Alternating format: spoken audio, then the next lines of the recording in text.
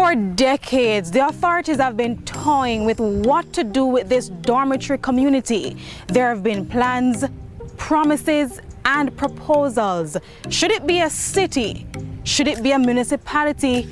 Or should it be a parish?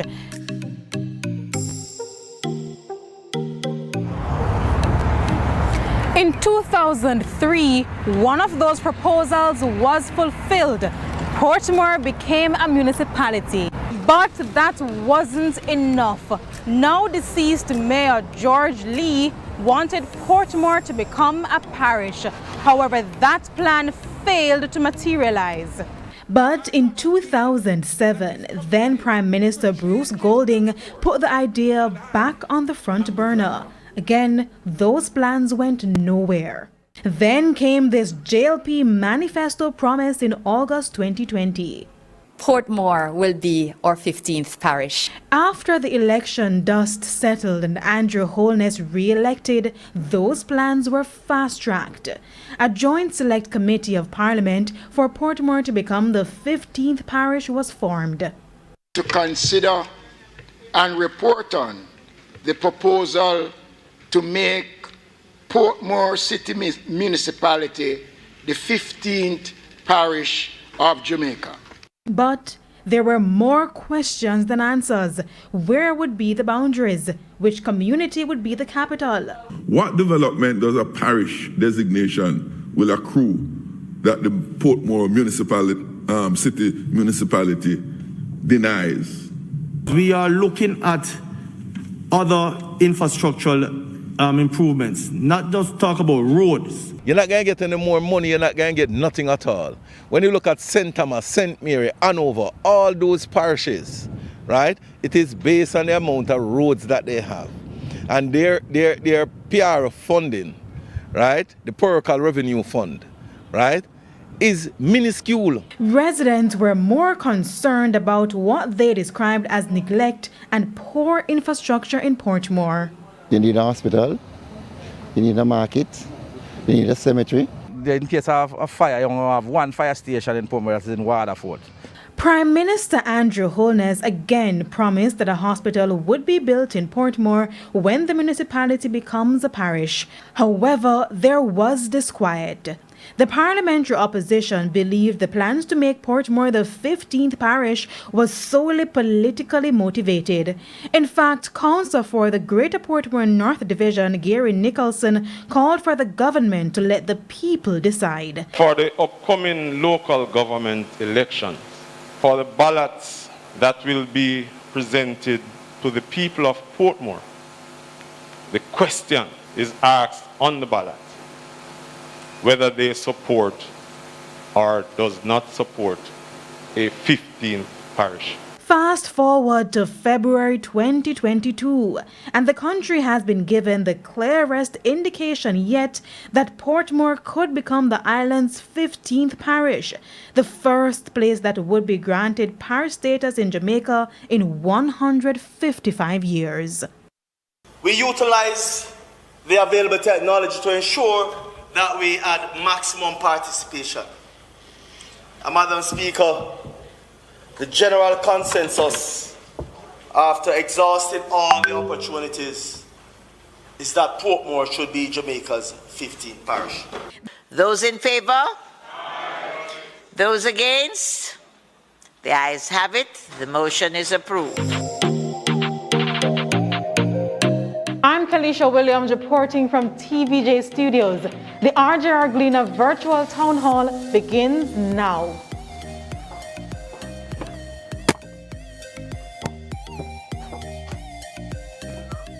Standby studio and cue. Good evening and welcome to the first in a series of town hall meetings for the year. I'm Janella Precious. A special welcome to our viewers on onespotmedia.com, TVJ's YouTube channel, JNN, and the Gleaner Online, as well as our listeners on Power 106 and Radio Jamaica. Our focus this evening is on the plans to designate Portmore the 15th parish. And joining us in studio, we have the Deputy Mayor of Portmore, Alric Campbell. And sitting next to him is the Member of Parliament for East Central St. Catherine, Orlando Terrelong. Member of Parliament for Southeast St. Catherine, Robert Miller. President of the Greater Portmore Joint Council, Jepheth Williams. And we also have a panel on Zoom, and we were hoping to join the chairman of the Joint Select Committee, Dr. Andrew Wheatley, but we are having some technical difficulties. He is actually in Cuba, and we will continue trying to reach him. But we also have urban planner Dr. Carol Archer, as well as the Member of Parliament for Southern St. Catherine, Fitz Jackson. Thank you so much for joining us. Now, we also want to hear from you, our viewers, and you can share comments on WhatsApp 876-381-0072 and follow the conversation using the hashtag Portmore Parish Plans. Now, our reporter Kirk Wright is currently in Portmore, and he will also be taking questions from the public. Now, I want to start with a question, gentlemen, on the issue of politics.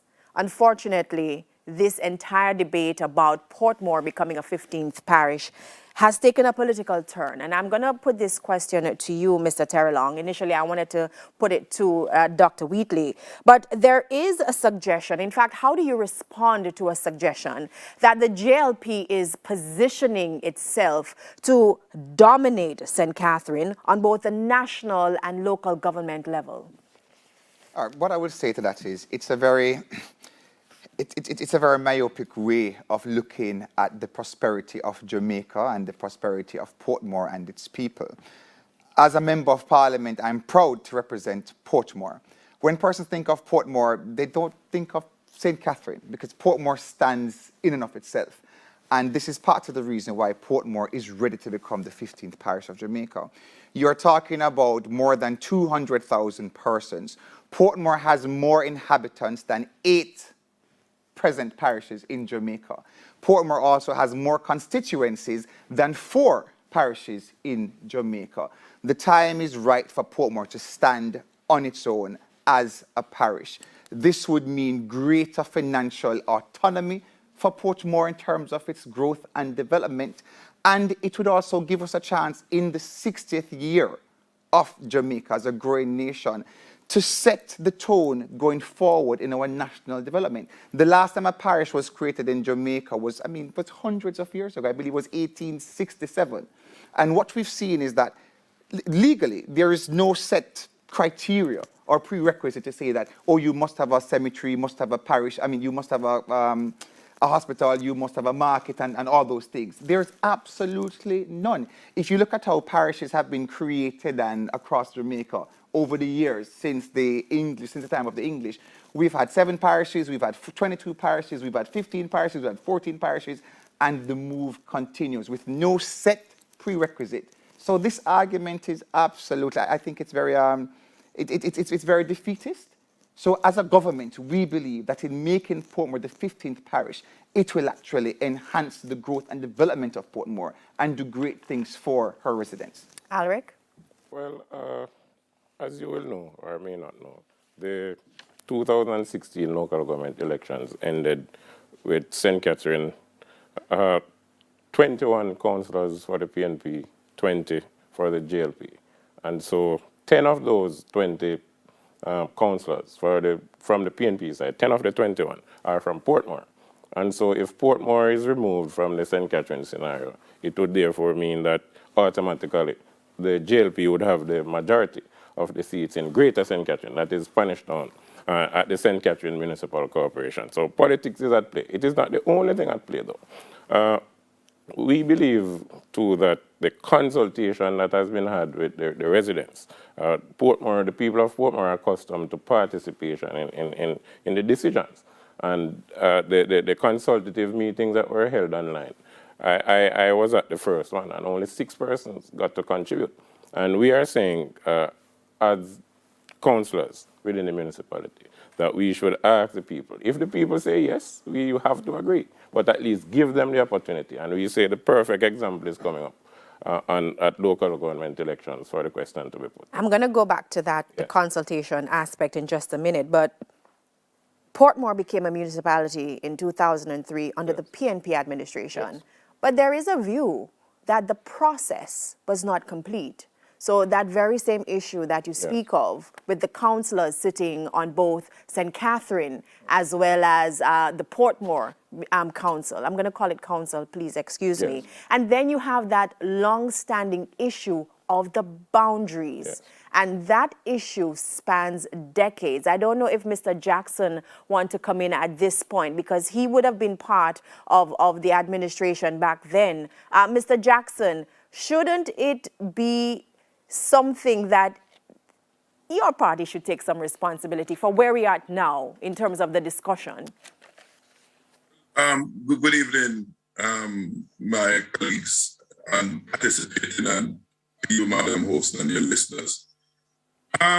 Two points I'll raise. One, the government is yet to present one dege benefit that will accrue to the residents of Portmore by merely making it a parish or designating a parish. Just one. In that regards, name me any benefit that is being denied or will be denied if it is not named or tagged parish. We are yet to provide that answer. In respect to the 2003 development that has occurred, what it is important for us to understand what the people of Portmore had sought to have in the very beginning. The genesis of it was because the St. Catherine Parish Council was preoccupied with the rest of St. Catherine, and Spanish Town and Portmore rather felt neglected. As a member of Parliament for a greater part, a substantial part of Portmore at the time, I experienced that as member of Parliament. In fact, I even almost got thrown out of the St. Catherine Parish Council on one occasion in making representation to the Parish Council on issues that were strictly of a local government nature. What the residents of Portmore, not the PNP administration, not the PNP government, but the people of Portmore sought to have is an independent, dedicated local authority to address those local government issues for itself without having to go to St. Catherine. That was the objective. So it was created to satisfy a particular need. It was goals-oriented. In fact, we were never caught up with a designation of parish, county, republic, or anything like that. What we wanted was an authority to provide the local government services. That's what we got. The residents of Portmore never said they didn't want to be a part of St. Catherine. Never at any time. Being separated from St. Catherine's on the table. What they wanted is a local authority to attend to all those local government issues. That is what they got. All right, we're going to get a response shortly. When we need to take a break right now. The discussion is heating up. Please stay with us. The RJR Galena Virtual Town Hall continues after this break.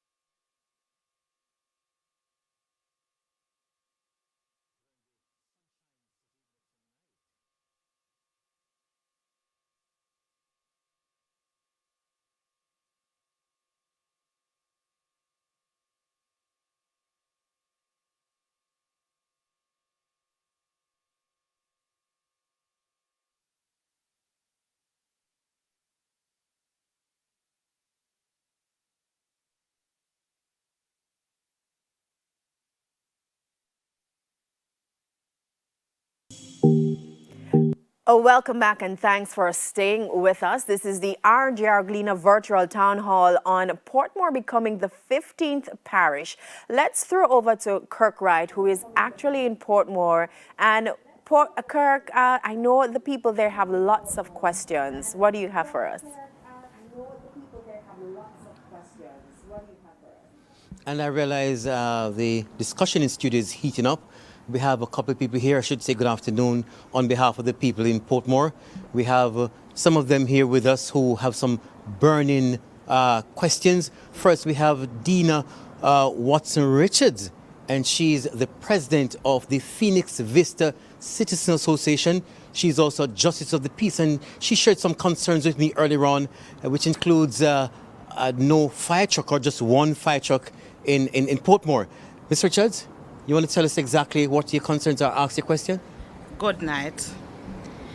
The residents of Portmore, we are not against the parish status. However, we welcome that initiative. But we believe that there are some basic amenities that are lacking in Portmore, and we, the residents of Portmore, would like to see that fixed. With Portmore becoming parish, we're expecting some migration. Migration is going to take place. And so we would like the road infrastructure. We have a serious problem with traffic in Portmore. And with new developments in Portmore and Portmore becoming a parish, we are expecting that it's going to be a bottleneck with traffic. What would be your question to the panel in studio, though? What plans they have to widen the roads or make new roads in Portmore.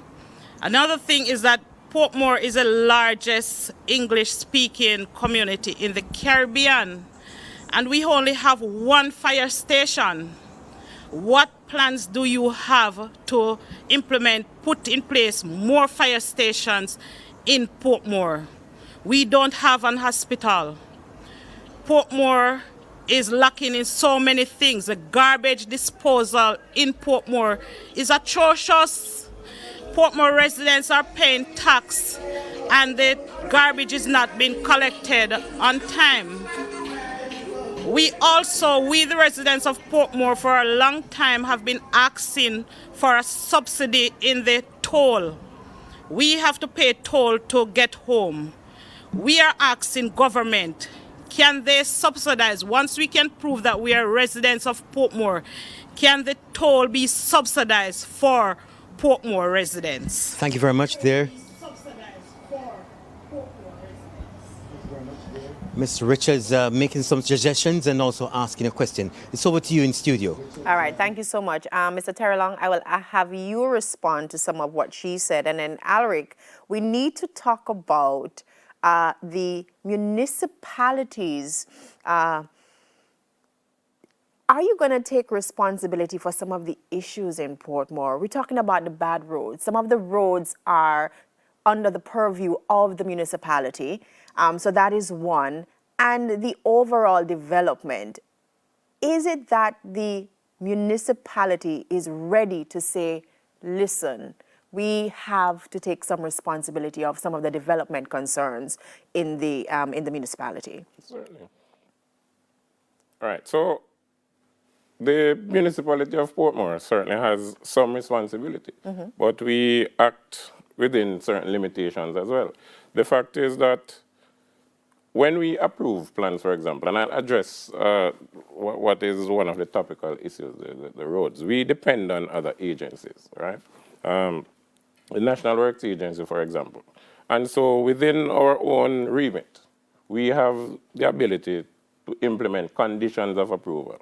And so we ensure that we use these conditions of approval to ensure that the infrastructure that is put in place alleviate to some extent some of the traffic. But on the main roads, it is the responsibility of the National Works Agency. We play our part with the internal roads, right? Some of them are in a deplorable condition too.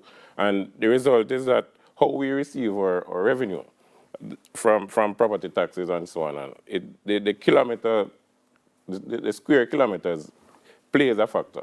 And so those roads that are within the communities is our primary responsibility. When we get our PRF, that is the main parochial revenue fund, when we get it, a portion of it is divided to deal with road patching. And so there are times when it will take months for us to get it in Portmore. And so this affects our ability as well to continue. So, Mr. Terrelong? You know, JP, it's very interesting just listening to Alric to my right here. What I will say is that it makes a difference who represents the people. Prior to 2016, the PNP enjoyed decades, 3 decades of uninterrupted control of Portmore. Between 1980 and 2016, 36 years, I am the first member of the Jamaica Labour Party to have been elected by the people of Portmore.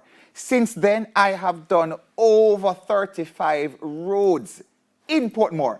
Residents of Cedar Grove can attest to that. Residents of Watson Grove, residents of Newlands, residents of Portmore Lane, residents of Gregory Park, residents of Independence City, across the full gamut of East Central St. Catherine, we have brought road. Where was the will for all those decades leading up to 2016? It was absent. When you have a political party that feels that we control Portmore a PNP place, and now we lock it off, they treat the people with disdain. I want to bring in Mr. Jackson on this. Before you bring him, yes, sure. Speaking about the roads that Miss Dina Watson-Richards speak about. Right. Before Christmas, I met with Mr. E.G. Hunter, Mr. Downer, and the team at NWA.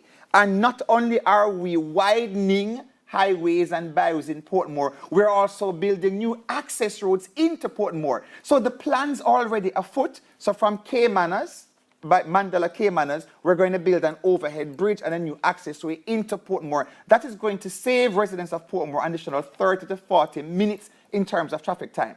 The Brayton, we're going to widen the road from Brayton, leading from Naggerhead, Brayton, Hellshire. That's going to be widened as well as from Grange Lane going back to Passage 4. I like timelines, Mr. Terrelong. I like timelines. We're scheduled to start the Grange Lane from the highway, Grange Lane, down to Augusta Drive. That is scheduled to start in March, all right? And our timelines continue throughout the year into next year as well to have these major developments. And for the people of Brayton Parkway, we're in discussions now to get the requisite funding to also widen Brayton Parkway, because we understand the development that is coming there. So does the municipality know this? Of course the municipality knows this. NWA a few weeks ago said there is no plan to widen Brayton Parkway. Okay. And as Mr. Terrelong rightly said though, those funds are funds from central government. And the fact is that Minister Warmington played a vital role in his ability to fix those roads. That is a fact. Mr. Jackson, I would love to hear your own views on that, sir, because you have been there. When I listen to my friend, Mr. Terrelong, the next thing he's going to tell is the JLP caused the sun to shine. Yes, and we'll bring AC to Portmore. And, it's an insult to the intelligence of the residents of Portmore. For example, he referred to Brayton Parkway. For over 3 years, and I have the written documentation for it, that NWA has been requested and promised to repair it, to widen it, to develop it. Before PriceSmart was set to come there to begin with, the same program that Mr. Terrelong referred to, the NWA and the minister scratched that from the program. It's when we begin to make up more noise about the discrimination that they have decided to now consider it.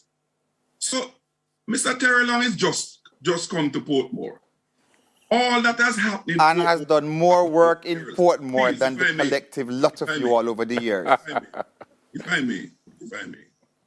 We have Portmore as a developed area. It didn't happen overnight. It is the leadership and the representation from the political directorate at the local level and the national level that has caused Portmore not to be what it was 30 years ago. Portmore is a different place, completely different. And it didn't have my chance. It happened because of strident representation from the political directorate. It's not a perfect place. Certainly, a lot more development needs to take place. And it's for that reason we are saying, rather than spend government resources and time to merely put a tag on Portmore, spend the time and the effort to enhance the development of Portmore so that the residents of Portmore can have an improved life over in that area. All right, so we have a video question, Mr. Jackson. Let's go to that video question. We will come back to some of these comments that you just made. Okay, my name is Jacqueline McDonald. I live in Kingston, but I still here in Portmore. But my question to the authority is, why now? Why all these years? And what's the beneficiary from all of this? Robert, why now? Very simple question. Why now? That's a very good question, but why not?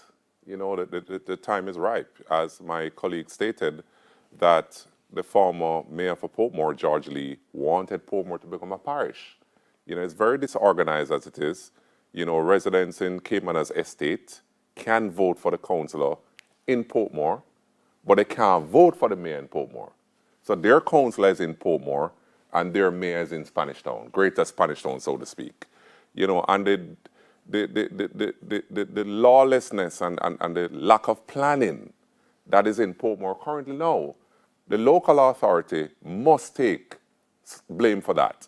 You know, and I'm not hearing that from the opposition.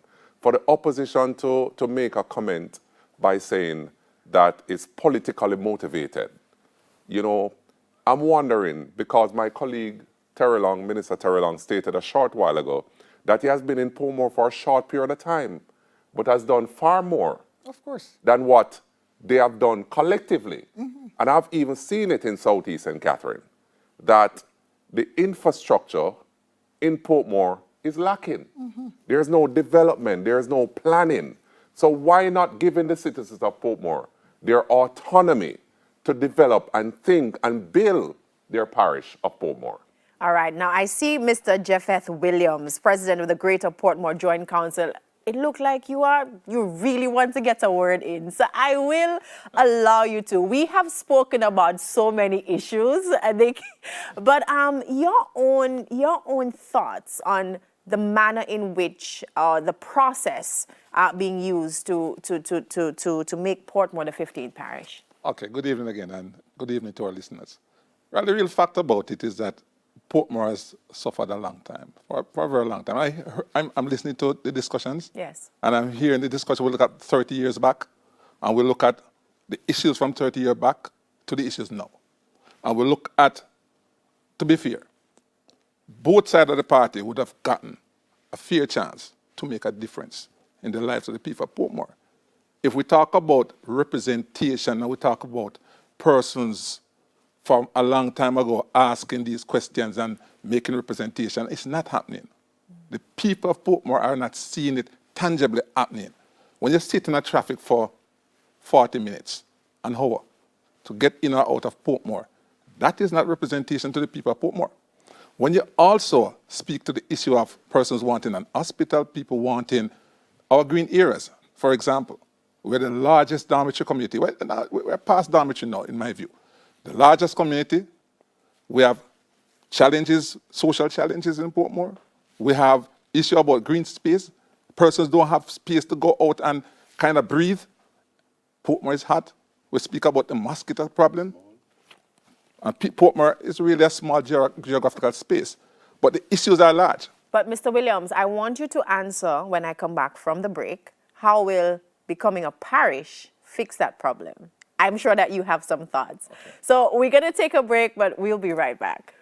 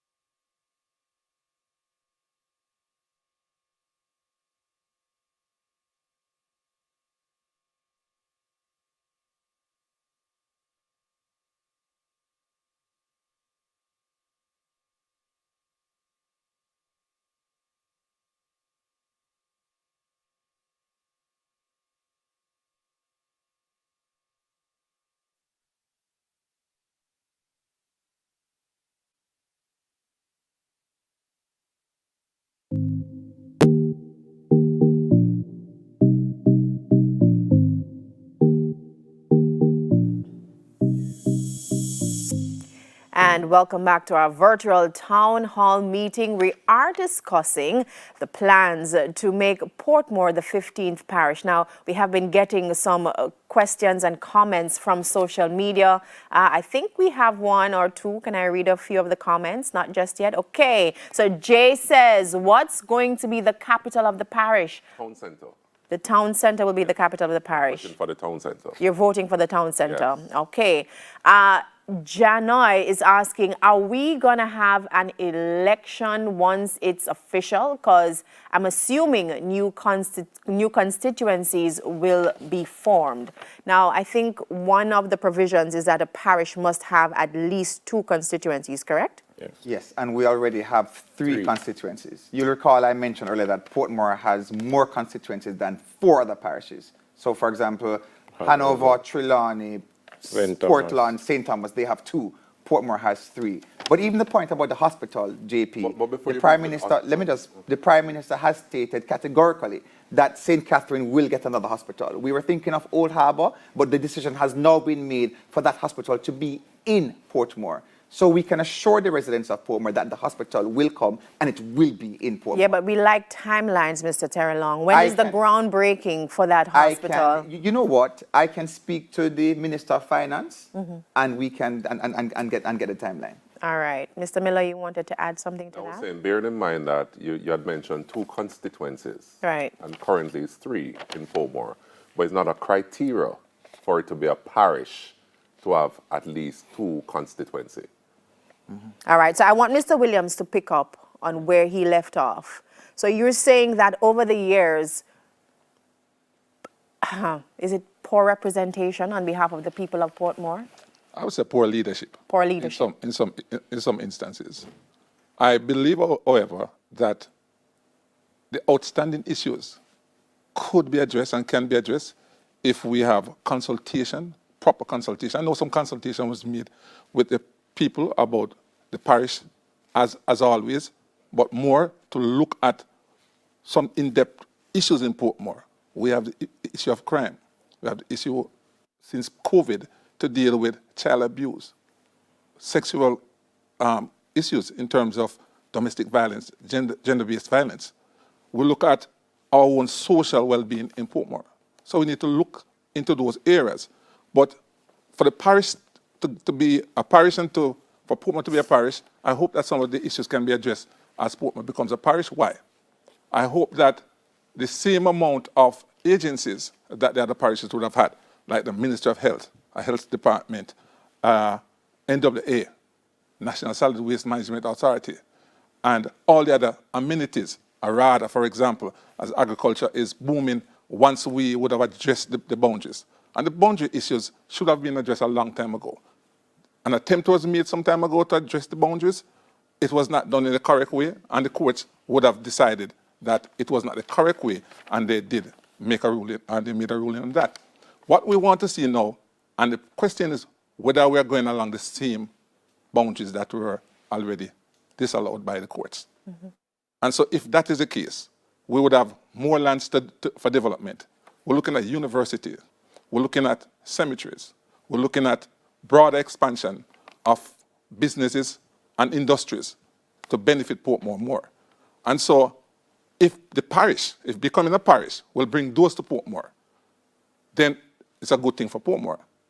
I have spoken to a lot of people, and a lot of people are saying that they have no problem with Portmore becoming the parish. The issue of Portmore becoming the parish is not really the big argument. The argument is the outstanding issues of a long period of time that have not been addressed, and we need them to be addressed. And timelines are critical. Critical. Very critical. A lot of promises were made from the municipal status when 2003, when we became municipal. Promises were made, promise not kept about the development of Portmore. Now we're at a juncture where we're talking about parish. We need some timelines. That's what the people are saying. We need to have some timelines on those. The traffic management, the amount of traffic that passes through Portmore, and the air quality, the compromised air quality. Now, Portmore is between Kingston and St. Andrew, the second and the third largest other urban center. And things that happens in Kingston and St. Catherine, the greater St. Catherine, will affect Portmore. Again, if we were to have a disaster in Portmore, That's why how critical the hospital is. If there's a disaster in Portmore, we cannot move out fast enough because of the poor infrastructure of the roads. All right, I want to bring in urban planner, Dr. Carol Archer right now. Dr. Archer, in terms of the development and what it can look like, what is the first thing that needs to be done? We hear the issue of roads and traffic coming up very regularly, as well as the issue of green spaces. So what needs to happen now to give Portmore that look? This is a parish in this century for sure. Right. Thanks. Good evening, everyone. Thanks for having me. But I think we need to put the discussion in a context as it relates to planning. What we're seeing in Portmore is referred to as conurbation or agglomeration, where you have the continuous development from Kingston to Spanish Town, even as far as Maypen. So this is typical growth and development of urban center. So to say that based on that growth, then it needs to be accelerated to parish status is somewhat problematic based on the scholarship, based on the research elsewhere in terms of how cities grow and develop.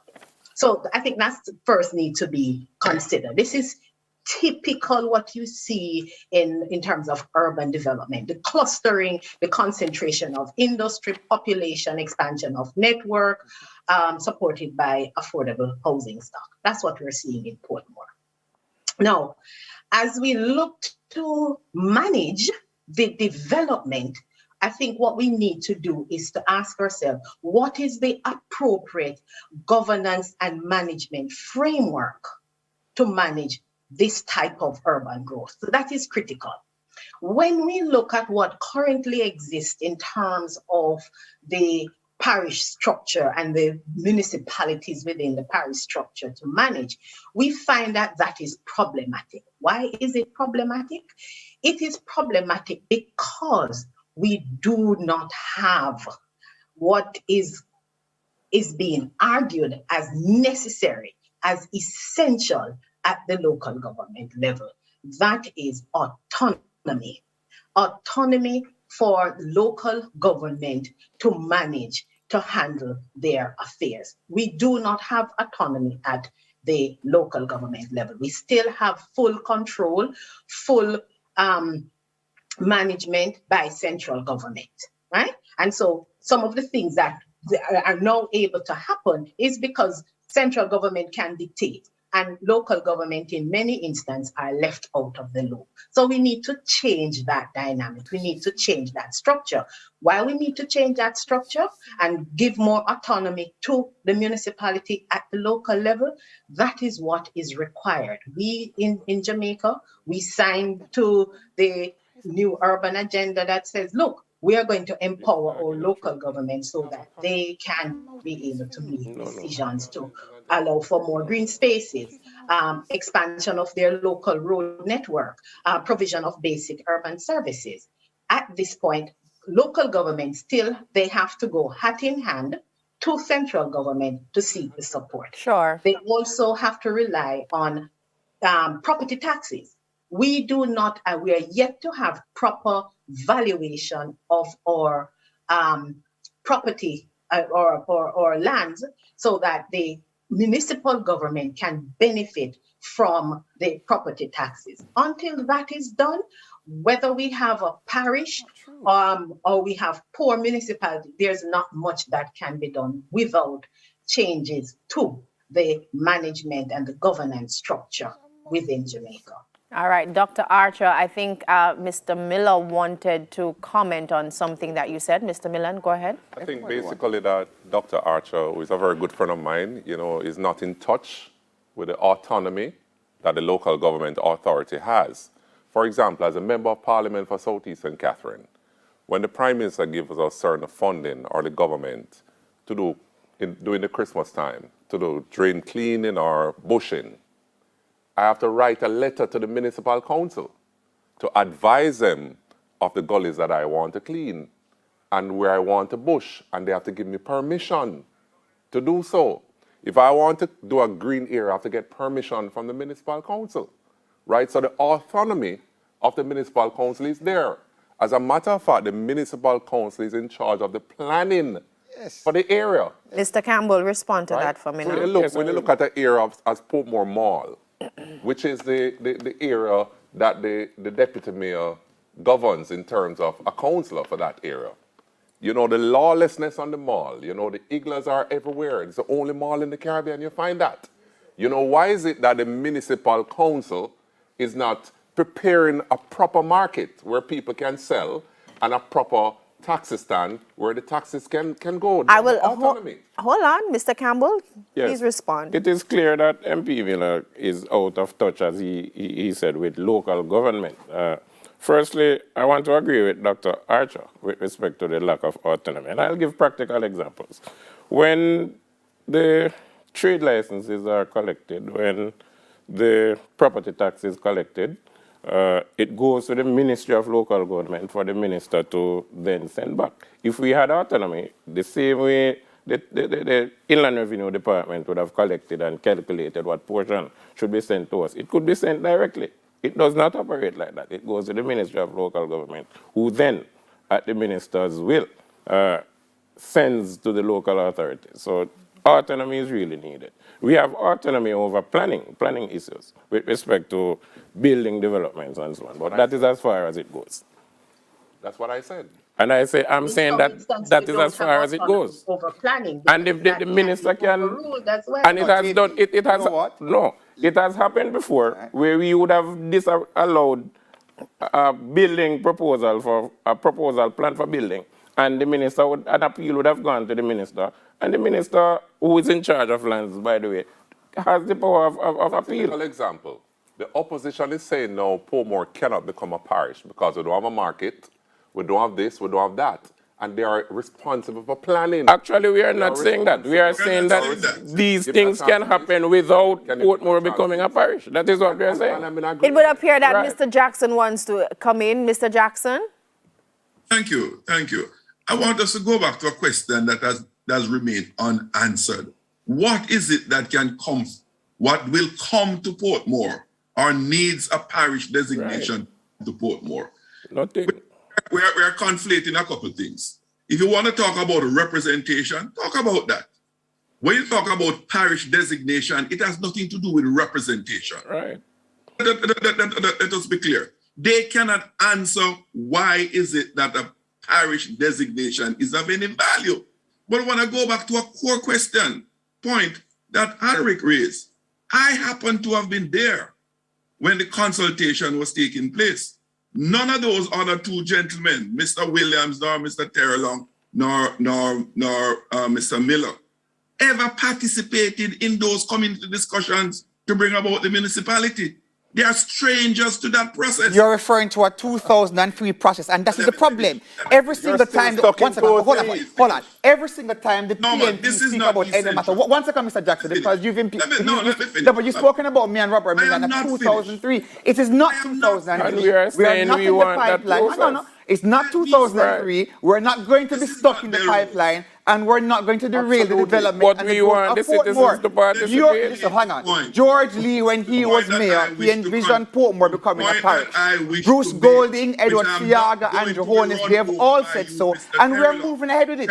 You yourself in Parliament, Member Jackson, said that you are not opposed to the idea of Portmore becoming a parish, but you don't think the time is ready.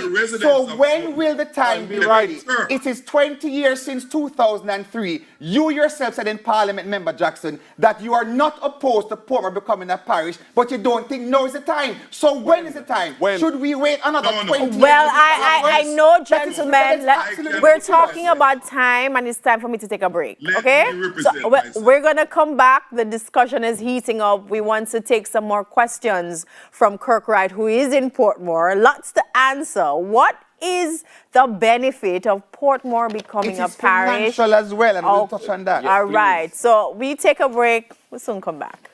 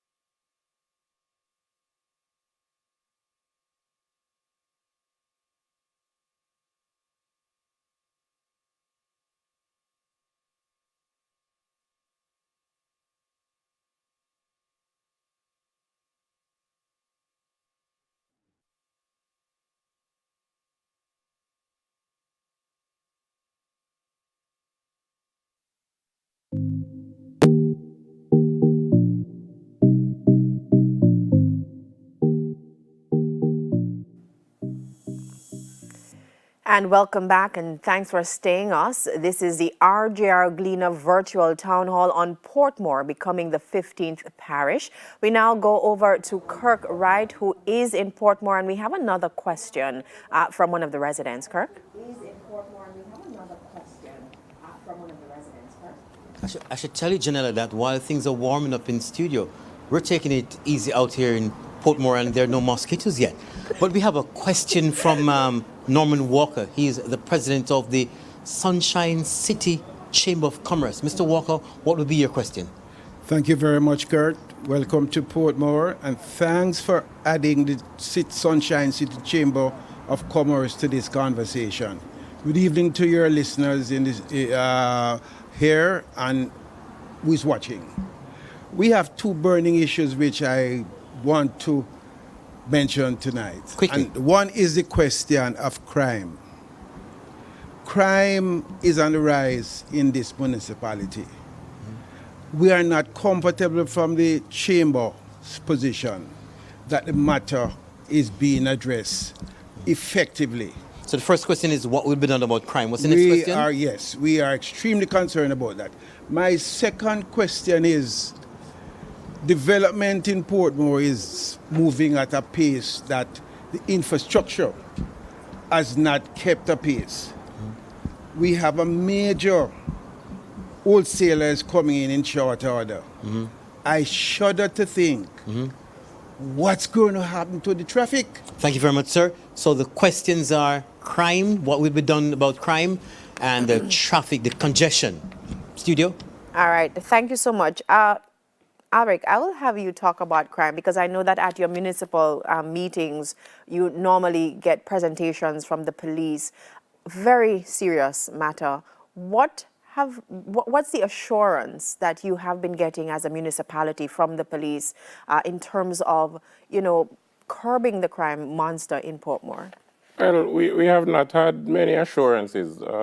Quite frankly, there's not much that the police is able to do. At our last General Council meeting, the Superintendent Nicholson, who represented the JCF there, indicated that he agrees that there are socioeconomic concerns relating to the crime. A lot of persons also who are known to be criminals are also moving into the formal and quote-unquote upscale communities, gated communities within the municipality. And so whilst there is intelligence to indicate, they are also asking the public to be wary of your neighbors, and to ensure that you tell the police of any activity that you see that may be untoward. But they can give no assurances. The fact is, 100-man police station is too small for Portmore now, right? And we know that there are satellite stations, but the vehicles that they have, the number of policemen, the foot patrolling, probably Portmore would need to be a division by itself. But the point is, going back to the original point, there is absolutely nothing that the government is proposing to do for Portmore that needs the designation of a parish for it to happen. Nothing at all. Dr. Wheatley said there is no requirement for anything to come. No assurance that there must be a courthouse, there must be a hospital, etc. The reverse is also true. There is absolutely no need for a parish designation for those benefits to accrue to the residents of Portmore. Mr. Terlang? JP, you started out tonight's discussion by speaking about politics, all right? And all I'm hearing from the opposition really is politics. And I'll tell you how they're playing politics with the people of Portmore and why they want to be stuck in 2003 and not move forward into 2022 and beyond. Rubbish. When Portmore becomes a parish, all you want, Papa. Rubbish. When Portmore becomes a parish, yes, the councillors, the 12 councillors who sit not only in Portmore Municipal Council, but also who also sit in Spanish Town, they will no longer sit in Spanish Town. They will sit in the parish of Portmore alone. All right? What the PNP are afraid of, they're afraid of losing St. Catherine, and based on the fact that Portmore now has for the first time in 40 years, Portmore now has 2 members of parliament represented the Jamaica Labour Party, myself and MP Miller. The people of Portmore have given the government its mandate. Making Portmore the 15th parish was a part of our election manifesto, and the people said, guess what? Portmore prosper under Terry Long, yeah? And we're going to bring in Miller, and we're going to show them that, yes, with 2 members of parliament representing the Jamaica Labour Party in Portmore, there will be a change. And a part of that change is moving Portmore, you know, from the haphazard way in which the municipality has functioned and making Portmore a parish. That will also see increase in revenue. When you speak about one of our residents, Dina, spoke about taxes as well. Portmore is the most tax compliant locale in all of Jamaica. More than 96% of the residents of Portmore pay their property taxes and so forth. When you talk about the over 200,000 residents and you talk about vehicle and taxes that the municipality can earn from in terms of like registration and all those things, yes, Portmore stands to benefit. We're not sure.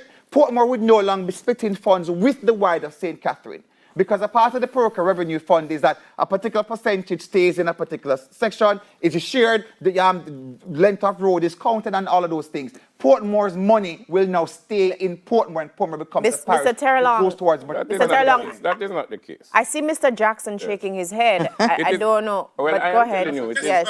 Because Portmore is a part of St. Catherine, there are 41 divisions. So whatever the figure is each month, it is divided as a fraction, 1241 of that. And so that 1241, that amount, comes because there are 12 divisions in Portmore. So it is just for the calculation. The only way the amount of money will change is if we have the boundaries being extended. So we'll have more roads inside of Portmore. The same amount will come, whether it is a parish or not. I want Mr. Jackson, but whilst we wait to bring him back on the screen, I think that we have another question. Yes. Oh, but Mr. Jackson is producer. Yes. Just 1 second. Let Mr. Jackson respond to Mr. Terrelong, please. You know, the records of the select committee is there to confirm. The Ministry of Local Government and all the agencies that appear before the Joint Select Committee, the JCF, the Ministry of Health, the Ministry of Education, the NWA, the NWC, all of the agencies have made it clear, and it's in the records of the minutes, that none of their service delivery will be changed by a parish designation. They say if the government decides to change the designation, so shall it be. Right. The service delivery is determined by demand and it's determined by resource allocation. But specifically, and it is disingenuous for Mr. Terrelong to give the impression that if it becomes a parish, there will be more revenue. The Ministry of Local Government made it emphatically clear it will have neither negative or positive impact on the revenue. Yes, it said so at the town hall. It was said at the town hall. No, Mr. Rupert Price said it at the town hall. The funds will increase. The funds, and you know what? The very fact that we will be designated a parish, it means that what? Portmore will now have its own parish court. Portmore will have its own hospital and the likes. So there will be greater changes once the status of a parish is designated for Portmore. You shout loud, you're not going to be more truthful, you know. Right. I can't respond. I didn't hear it. As a matter of fact, I said the louder your shout does not make for more truth. No problem. That sounds like a 2003 comment. It's 2022. I was present at all the Joint Select Committee meeting. As a matter of fact, what the JCF said, and that was a concern of the president of the Chamber of Commerce, what the JCF said is that they would have to change their management. And chances are Portmore will have its own division, because right now St. Catherine South spread all the way to Wall Harbour. Portmore becoming a parish, they said they would have to change their management, and Portmore will have its own division, which is better for Portmore. Mr. Miller, you were on the Joint Select Committee. Are you prepared or are you willing to have more consultations, or would you say that this is a done deal? We're going to the Senate now so that we can, continue with the process. Are you prepared to say... I wouldn't say it's a done deal. Consultation is ongoing. We had consultation. I know, but I'm asking, are you willing to I've always had consultation with even my citizen associations, personally. The consultation is there. We had it in the Joint Select Committee. We asked persons to send in contribution. We extended the time. Yes. It was properly announced. We had 2 town hall meetings. We didn't have much because of the pandemic. And but we met on Zoom, though. So we met on Zoom. We got emails. Persons were writing in the newspaper. You know, I mean, the media itself. You guys spoke about it. You spoke about all the Joint Select Committee meetings. So there was consultation. So hold on. I have a very important question. Of the 200,000 residents in Portmore, what percentage of the population would you say participated in the consultation? Okay, so I can't give you the percentage. What I can say, though, is that a significant number of persons would have written emails to the Parliament. Persons would have written in both the two biggest daily newspapers. A lot of persons would have participated on and off on the Zoom platform as well. And because of the COVID, we had taken advantage of technology. So even when we speak about Portmore becoming a technology parish, a parish that is built on technology, we're talking about the Mr. Chamber of Commerce, Sunshine Chamber of Commerce, using the natural sunshine and providing, high-tech solar efficiency for the running of Portmore becoming the 15th parish. This is the vision that the Prime Minister and the government of Jamaica has for the development of Portmore. So what I want to know, are we talking about 50,000 people? Because I think that would have been a generous... Yes. Are we talking about 20,000 people, 50,000 people? 25%, 10%.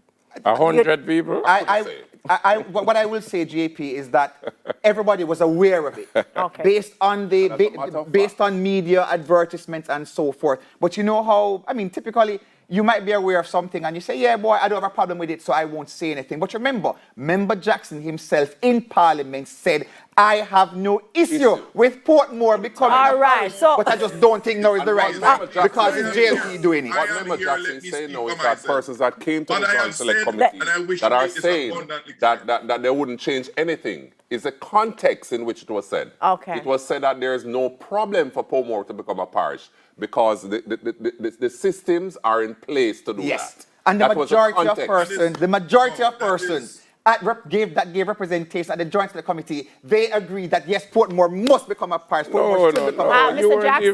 Jackson. Oh, yes, you were there. Yeah, I saw you. Let me say what I said in Parliament, and the answer can substantiate it. I have made it clear. The municipality that we have was not imposed by the PNP government for which I was a part. The PNP didn't, or the MPs didn't impose it on it. The residents of Portmore, through a very extensive process of consultation, took the decision what they wanted. I, along with Dr. Paul Roberts and the government, facilitated that. What I have said in Parliament, which I'll repeat here, if out of that process of consultation, there is a clear decision by the residents that this is what they want, I have a duty to facilitate that.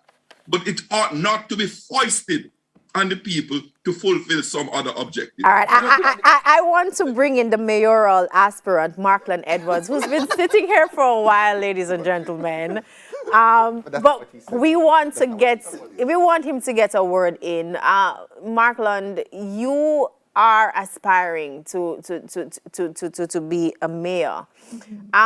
Your own views on this debate about Portmore becoming the 15th parish, and you have 30 seconds.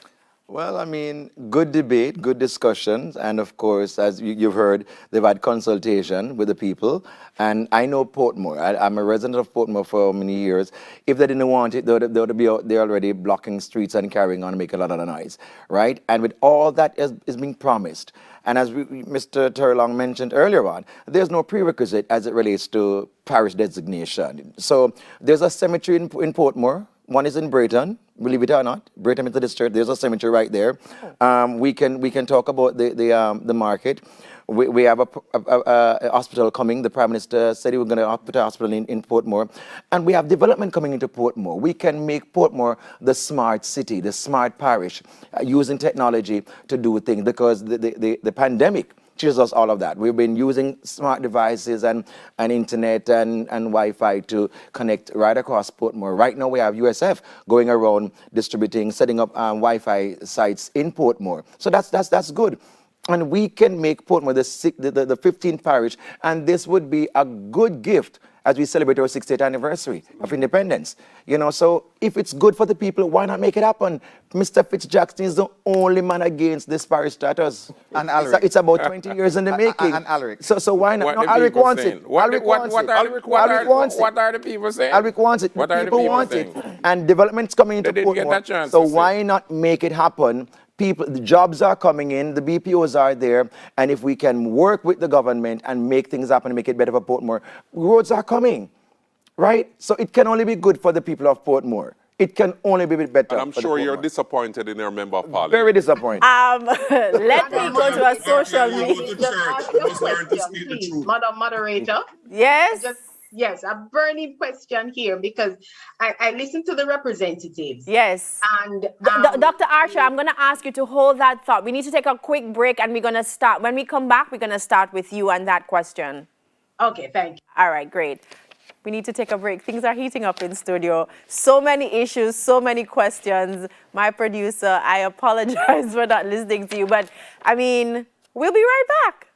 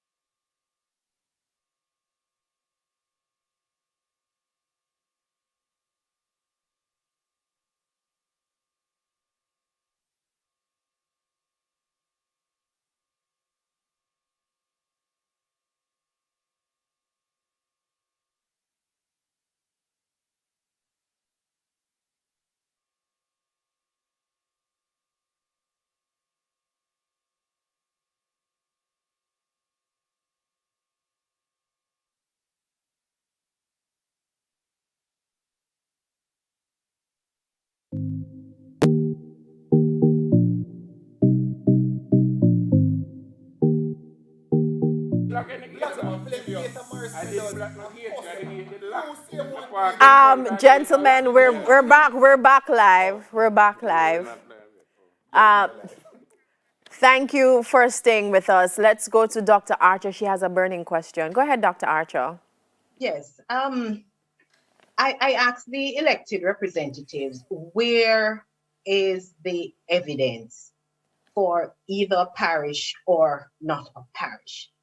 I asked this question because I recall at the time when the municipality was being considered, we were approached at the university and asked to do trend analysis, projections for population, land use. And we, as academic institutions, we were at the table providing data analysis looking at various forms in terms of municipal status. And we informed the government of the day because that's what academics do. Again, we were invited to be at the table to look at local government reform. There was a committee chaired by then Professor Nettleford, Neville Duncan, and others from UWI. And we studied different approaches to local government and made some recommendations, which I know the government is privy to that research. I am yet to see the research. I'm yet to see the evidence that is saying whether we should go one way or the other. The research that I have done thus far is questioning the proposed status, but at least I have done some evidence-based studies to say where we should go. So I asked the elected officials at the municipal level and in central government, where is your data that is informing your decision? Mr. Miller, I'm going to ask you to take that. You can start. Very good question. I've had dialogue with my citizen associations. I've had meetings with them.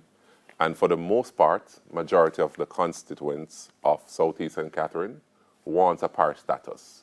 You know, that's my data, that's my research that I've used. You know, I've sat on the Joint Select Committee. Out of the 28 contributions that we got, out of the 28 persons that wrote to the Joint Select Committee, only 4 persons were not in agreement with the parish status, which includes the 4 elected representatives on the opposition side, right, from the Portmore Municipal Council. You know, I've had discussion with citizens of the constituency, and for the most part, they're in favor for Portmore becoming the 15th parish. And I go back to my earlier point about the numbers. I'm curious to find out, you know, out of the 200,000, because that is what the census is saying, 200,000, what percentage? You speak about the 28 the people who wrote, but it would. I'm curious to find out. Or is it that people just don't care? You know what I think, JP? I think that the people of Portmore, they trust the government. They trust that the government will make, the elected government that they've given a mandate, will make the right decisions for the growth and development of Portmore. But Alric is shaking his head, And as if to say no. I am saying that there is nothing that the elected government is proposing to do that requires the place to be called a parish before it can be done. Again, there is absolutely no distinguishing feature, or there are no prerequisites to say that this has to be in place, this has to be in place. There's absolutely none. That is my point. There is no blueprint. That is my point. We are My developing point is- a blueprint for the creation of the 15th parish in our 60th year. My point That is- is what a responsible and mature government does. my point We is- are not going to let Portmore be stuck in the pipeline of poverty and neglect for any longer. Do we The know time what the has municipal changed. status We were? now have 2 members of parliament Did we review- in Portmore. did we review Long municipal gone are the status? days when we had no member of parliament have we representing the reviewed members of municipal the Labour status in Party, Portmore? and we are going ahead Was with the municipal plan. The status a failure? consultation We don't know. was done, And it was we are promised going to us that we would do a review. This review all of has, the this municipal hinges status, on them yeah. losing St. Catherine Parish Council. All right, okay, That is so- why okay. the JLP winning it. Politics Or the with it. JLP That is the winning only it. reason why you're... Then- All right, Either way, so gentlemen, without that election. hold on. We need to go to Kirk Wright, who is in Portmore. Another resident has a question. Kirk?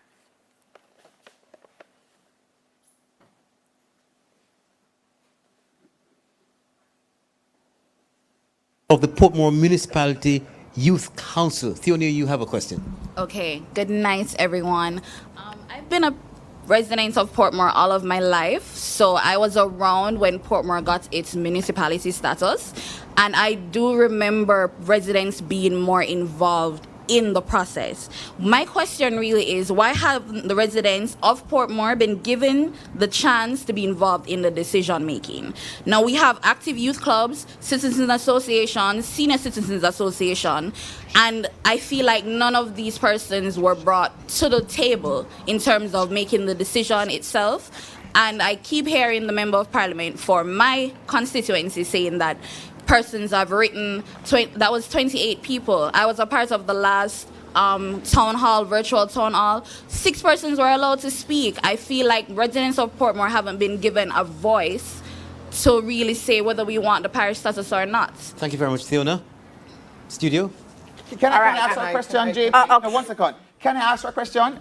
First of all, bless up yourself. I absolutely love our young people. I think you all are not just the present, but you're the future of Jamaica. But when we speak about advocacy and you represent a youth cohort, did you write to the Gleaner or the Observer, or did you call any radio program to voice your concerns prior to now?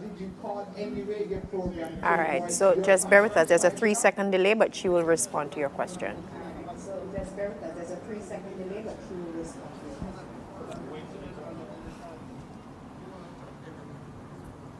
Go ahead. Oh, I can go? Mm-hmm. Okay. Good night, Mr. Terry Long. Good night. Well, I feel as if you're being very aggressive towards me as a young person. Trying to I voice just beat my you up opinion. on your advocacy. No, I did not write to the Gleaner or anything like that. I feel like I voiced my opinion to my counselor. I feel like I've even spoken to other persons who are in my community, as I'm a member of a youth club, and we want to be a part of the decision making in the municipality that we reside in. We don't want it to be left up to members of parliament who don't even live here. So, so would you say that the process of consultation, therefore, would you say that it was a little bit flawed? And again, Mr. Miller, I would ask, are you prepared to go back to the citizens to get feedback from them? Well, I'm saying that it's ongoing. I would not say it's a failure. You know, persons were given opportunity to give their contribution. So you're willing to go back? So like I've always been doing it. I've been doing it. Okay, Marklon, you wanted to come in? And MP Miller said it earlier on, because of the pandemic, right? You weren't able to have, you know, virtual town hall meetings like going to the Portmore Heart Academy, going across to Gregory Park, or even up by Greater And I understand that, but the restrictions have been eased. Exactly. So are you willing to go back to the I people? believe what is the best way forward now is to engage the people, engage the young people, engage the residents of Portmore. It's actually a done deal that it's going to be a parish. However, as we move forward, we can hear the voice and the words of the voice of the people, the concerns, and just move the process as we go along, because the infrastructure that are coming in, the jobs that are coming in for the young people, and all that we can do in Portmore. I mean, there's a whole lot we can do, so we don't want to stay here all night and be back and forth between. I think consultation is a major thing. It's like a recurring theme, and continue the conversation and you to know hear what they want. And you know what? And what I want everyone to realize is that Portmore, let's just bring it back a bit. Portmore loses absolutely nothing by becoming a parish. Portmore loses nothing by becoming a parish. The only person who loses something by Portmore becoming a parish is the opposition, who are playing politics with the growth and development of Portmore. But aren't you playing politics as well? No, but we're aren't not. you playing? No, we are not. We are talking about growth and development. Ministry of Justice. When Portmore becomes a parish, Portmore gets its brand new courthouse. It doesn't have to become a parish to get it. Yes, because it has to be. Yes, because for a parish court. Needs a parish for court. a parish court. Exactly. Not for my brother. You are not for a brand new courthouse. We're talking about a parish court. You said a brand new courthouse. Yes, but it must be brand new. Come on, man. Let me teach you something. No. So Portmore gets a brand new parish church. Dare you? Parish court. No, you're talking. Right. Portmore gets, as the police officers would have indicated, Portmore now gets its division. It's no longer part of the South St. Catherine or South this or North, whatever. Portmore now becomes a division by itself. Increased resources, etc. Portmore also gets its hospital. What we need to understand is that how Jamaica has developed over the last 400 years. Yes, the British did not leave a blueprint as to say, well, how do we develop parishes and they created parishes and took back parishes at will. Unlike, let's say, the development of Canada and Australia, where they intended to live and they left the blueprint at hand. We, as a responsible government, we have said we are creating a parish. We're doing it this way. The consultation process was had. But are you willing? Everything that you just said, Mr. Terrelong, very important. But are you willing to go back to the people to explain to them just that? So we are moving into now the next phase, which is giving people the education process to say these are the benefits of becoming a parish. These are the other things that will be done when Portmore becomes a parish. And also, very key, Portmore loses nothing by becoming a parish. One gentleman spoke about a green space. There is a dust bowl. Yes, that's supposed to be a climate park for the last 20 years. Nothing has happened. Do you want to know what happened last year? Last year, we met with UDC. Again, we had consultation via Zoom, etc. And UDC is going to build an amazing green space area with theatre space and everything in that former dust bowl, just like we did in Montego Bay with that brand new spanking park in Montego Bay. The Jamaica Labour Party is about the growth and development of the people of Portmore. We now left nothing in the pipeline. All right, so we have another question. Kalisha?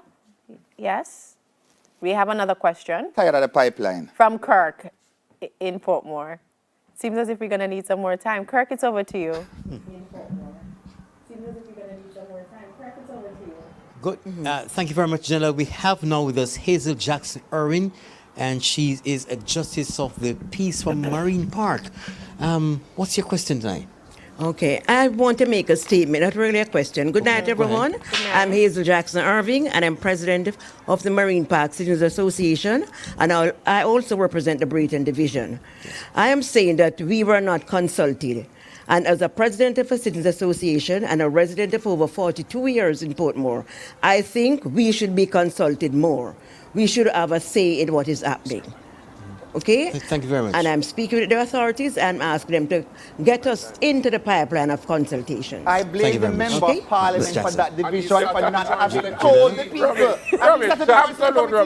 Who is the member of parliament over there? The member of parliament should have advised the people that this was happening if they did not know. And he was told 28 people. All my community leaders. 28 people. Okay, so we have I spoke to all of them. Okay, so we have 2 more minutes left. And I think I will just go to closing statements. I know that you have a lot to say, but I would like to start with Dr. Archer. I don't know if we can start with Dr. Archer first. If not, we can start with Markland. Yes, Dr. Archer, your closing statements. Yes. I think keep it tight, please, because we're running out of time. Can you hear me? Yes, we can hear you. Yes, it's very clear that we really need to get back to the drawing table. And the time is allowing for it. We are devoid of research. We are devoid of evidence to inform our policies, to inform our direction. So I really ask our elected officials to allow for, yes, you have the consultation or you are extending it, it is necessary, but you do need data. And based on what has been said, there is no evidence that you have collected and you have analyzed data to say this is the way that we will go. All right. And if we don't have that, we are failing our people. Thank you so much, Dr. Archer. Mr. Jackson, your final moments, your words, Yes. sorry. I would simply recommend to the government, table a white paper, set out what are the particular benefits to be accrued from the designation, how improve structural changes is proposed to be made, allow for deliberations to take place among the technical people and the community leaders across Portmore, come back to Parliament after that consultation and proceed. Whatever that process throws up, I am fully in support of it. All right, so would it be Mr. Miller or Mr. Terrelong who will do the final? All right, what I will say is that as a government, we have thought it through. Portmore has absolutely nothing to lose by becoming a parish. In fact, Portmore has a lot to gain by becoming a parish. We're talking about greater financial autonomy. We're talking about greater resources in terms of finances. We're talking about greater development. We're talking about a greater cohesion in terms of the structural development and infrastructure development of Portmore. As I've indicated, NWA has planned out a wide network to expand the highways and the roads, overhead bridges, to reduce traffic in Portmore by between 30 to 40 minutes. So in all of this, it's the people of Portmore that benefit. We've been toying with the idea of making Portmore a parish for more than 20 years now. It is not fair to the people and for the growth and development of Portmore to have Portmore parish status be stuck in the pipeline for another 20 years. we will be moving forward. Deputy Mayor. Right, we believe that. Deputy. Oh, okay. I was told that. Do we have time for the Deputy Mayor? No? Okay. That's a wrap, gentlemen. Thank you so much. A very robust debate, and I do hope that it will continue because we have to go through the various stages. Thanks to all our guests and you at home for watching, listening, and participating. On behalf of the news and production teams, I'm Janella Precious. Pleasant viewing.